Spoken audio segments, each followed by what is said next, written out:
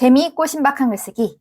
오늘은 그 이야기를 같이 해볼까 해요. 작가의 글을 보고 우리가 따라쓰기까지 도대체 무엇을 어떻게 적용하면 좋을지에 대해서 같이 이야기를 나눠보려고 합니다.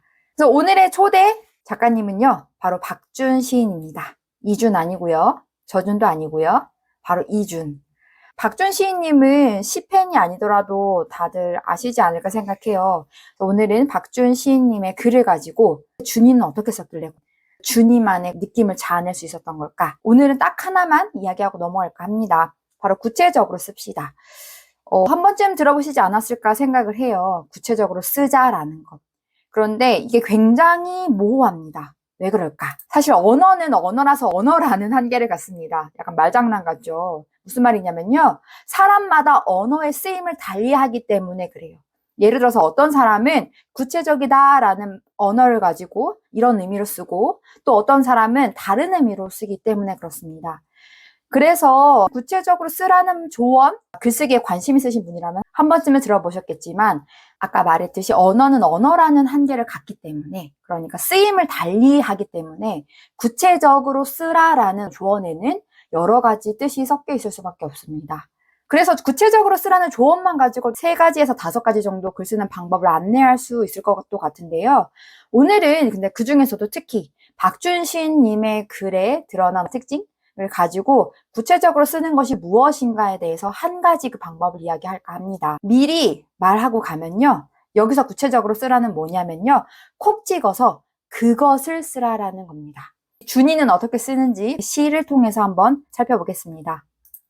이 시 보셨나요? 당신의 이름을 지어다가 며칠은 먹었다. 너무너무너무 좋아하는 시이고 시집 전체인데요. 104페이지에 미인의 발이라는 시가 있습니다. 여기 보시면 이런 식구가 있는데요. 제가 식구 3개를 예시로 보여드리면서 작가님들께 무엇이 도대체 구체적으로 쓰였는가에 대해서 같이 이렇게 추상적이었던 것을 구체적으로 살펴보려고 해요. 이 시 3줄 있죠. 짧게 5초 드릴 테니까 5초 읽어보시고 도대체 여기서 구체적으로 쓰인 표현이 뭘까 나름대로 한번 추측해보는 시간 5초 갖겠습니다. 찾으셨나요? 여기서 구체적으로 쓰인 건 무엇이냐면요. 바로 이겁니다. 반디 미용실. 굉장히 구체적이죠. 아까 예시를 보여드리기 전에 오늘 말할 구체적으로 쓰라는 콕 집어서 그것을 말하라 라고 이야기를 했었습니다. 여기서 보면요. 박준 시인님이 이렇게 잘 쓰세요. 구체적인 장소, 콕 집어서 그곳. 다른 산문집에 봐도 식당이라고 표현하지 않고 그 식당의 이름이 나오기도 하고 어느 지역에 무슨 식당이라고도 말하면서 구체적으로 장소와 지명 따위를 언급하시고 계신다. 이 시에서도 마찬가지입니다. 만약에 보통 썼다면 미용실이라고 썼을 수도 있는데요.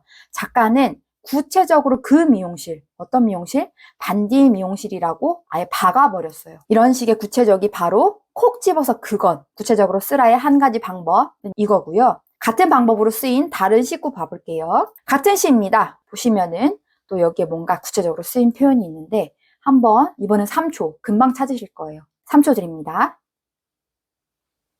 찾으셨나요? 이제 조금씩 아시겠죠?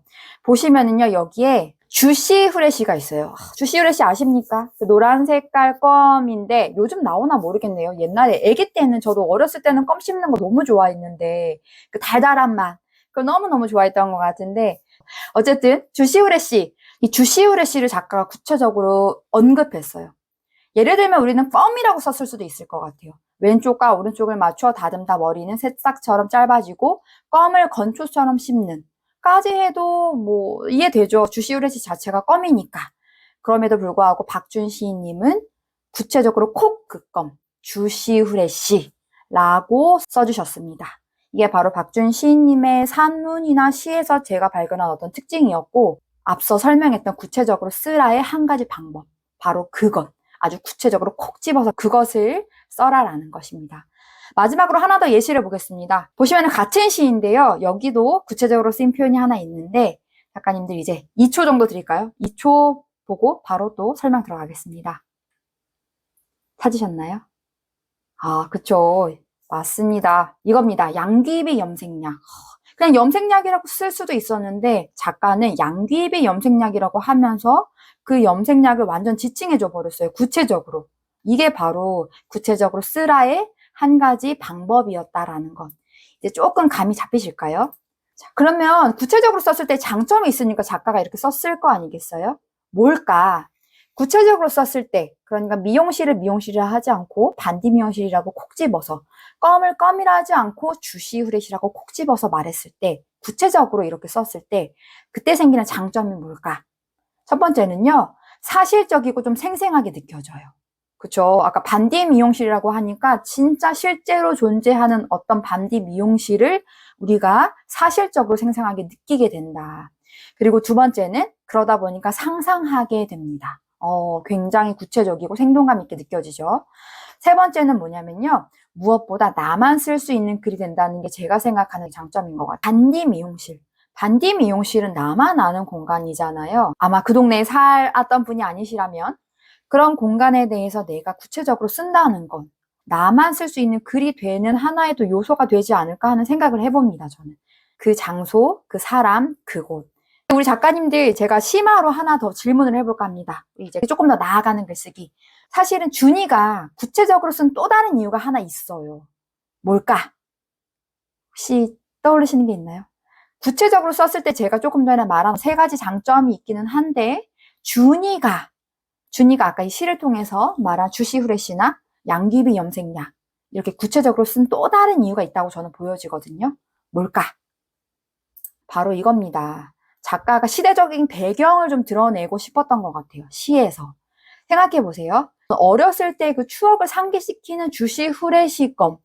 주시프레시도 아닙니다. 주시후레시. 이 껌. 그리고 염색약, 요즘 버블 염색약 쓰지 양귀비 염색약 쓸까요? 그래서 제가 생각하는 박준 시인의 어떤 이번에 특히 이 주시 후레시와 양귀비 염색약을 통해서 독자들이 가졌으면 하는 어떤 느낌 같은 것들, 작가의 의도가 바로 이거였다고 생각을 해요. 그 시대적인 배경을 조금 더 구수하게 느낄 수 있게끔 언어적 장치로서 구체적으로 쓰셨다 하는 것. 그리고 박준 시인님의 나이가 인터넷에 찾아보니까 83년이라고 네이버에 뜨더라고요. 보니까 1988에 나왔던 진주, 당시 그 진주 애기 나이쯤 그때 되지 않았을까라는 생각을 해봅니다. 자, 이렇듯 글쓰기는 조금 공부하고 작가가 어떻게 쓰는지 보다 보면 굉장히 재미있고 신박해지는 게 있어요. 제가 드리고 싶은 역할은 글쓰기 되게 재미있다. 이거 공부하면서 써도 굉장히 흥미롭겠다 하는 그런 느낌들을 자아낼 수 있게끔 하는 것이라고 생각을 하고요.